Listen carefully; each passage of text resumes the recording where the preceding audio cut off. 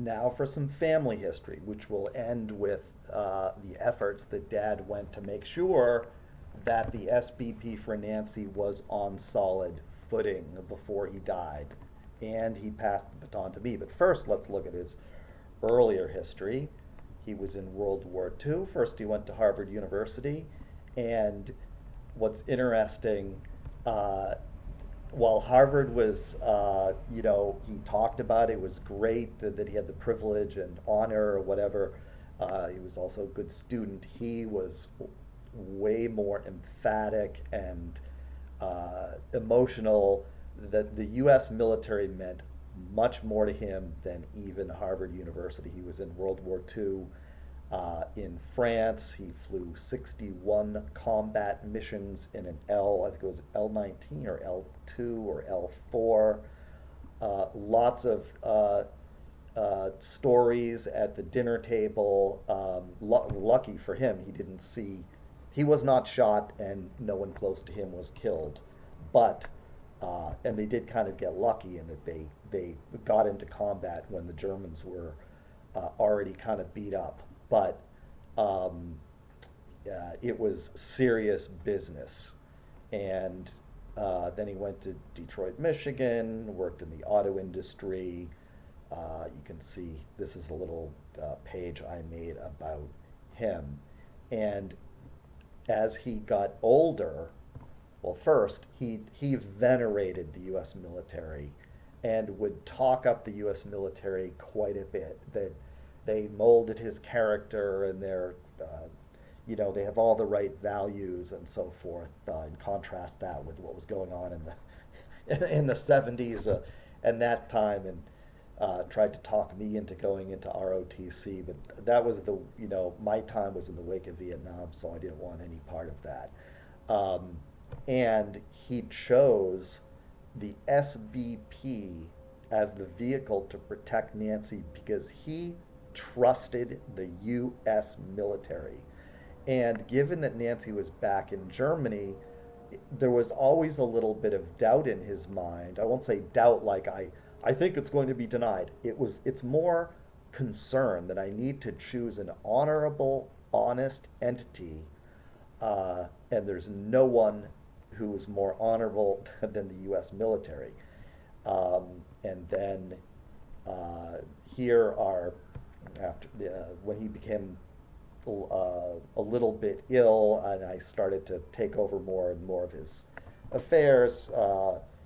The pay stubs that had um,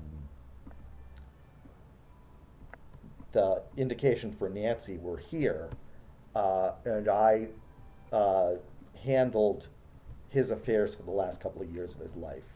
Um, and he had, I'm sure, several times checked with them. I mean, he didn't say on April 18th, 1997, I called DFAS. He just said, I have this for Nancy. It's very important. The papers are here. And the way he rolled with this is the same way I did when he became no longer able to manage the paperwork, which is I called DFAS. I called them, I think, 3 times. And the way to handle it, as he taught me, was to say, is everything fine? And then, key question, is there anything I have to worry about? And the thing he was most worried about was that she lives in Germany. Is there anything I need to worry about? The answer to me was no. And I did say, and maybe we could dig out this conversation in some way, that when I'm looking, this child cost is 0, but earlier years, let's see if I can find an earlier one where the cost was like $5.77 or something pretty small. And I asked the DFAS person, basically, this number is kind of small compared to what the benefit is to Nancy. I want to make totally sure that we can rely upon this for Nancy. And she told me, absolutely, as long as they're taking your father's money, which in that earlier year they were taking something. I think that number went down over the years. As long as they're taking his money, and as long as she was approved in the beginning, you're on solid ground. And then from me, is there anything I need to worry about? And the answer is no. Okay, so this is also hopefully giving you a feeling of why we persevered so long on this. But I'm not done with the family history. Uh, so that was Dad, serious combat in World War II. Our Uncle George, here's, if you look at this, Earl, our Uncle George was also in World War II. Here's a video of him, and he was in Korea. Oh, and Dad stayed in the reserves for 20 years after World War II, going to Camp Drum, New York. And he's always talking about Fort Sill, Oklahoma, for his initial basic training. He did not like Fort Sill. It was 90 degrees, 30 days in a row, or something like that. And then my cousin Bruce over here was a Navy SEAL, and he was a little bit of a, when he was 17, 18, he was riding around on a motorcycle. A little bit of a tough guy, but a really, really good guy. And between my dad and Uncle George, they talked him into joining the Navy, and he became a Navy SEAL.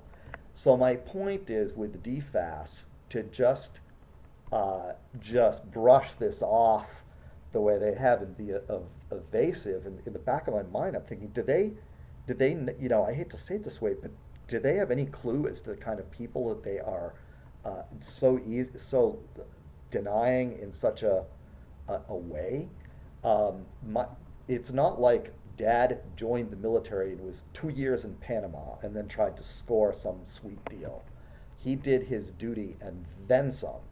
And same thing with Uncle George, and the same thing with cousin Bruce, who was talked into joining the Navy by my dad and my uncle. And cousin Bruce tragically has passed away. He's only a couple of years older than me, or would have been. He suffered a head injury in Iraq.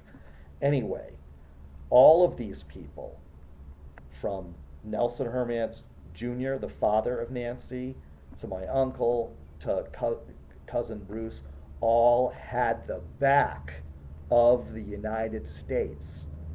And he chose DFAS SBP to have the back of Nancy because he trusted the U.S. military, and he put his ASS on the line and then some. So between this and the other video regarding the history of the claims process, you're probably now aware of why we're persevering so far. Thank you in advance. Dealing with Toma at Congressman Quigley's office and dealing with Congresswoman Jan Schakowsky's office has been wonderful. It's been like a parallel, much better universe than DFAS. So thanks in advance for anything that you can do for us. Thank you very much.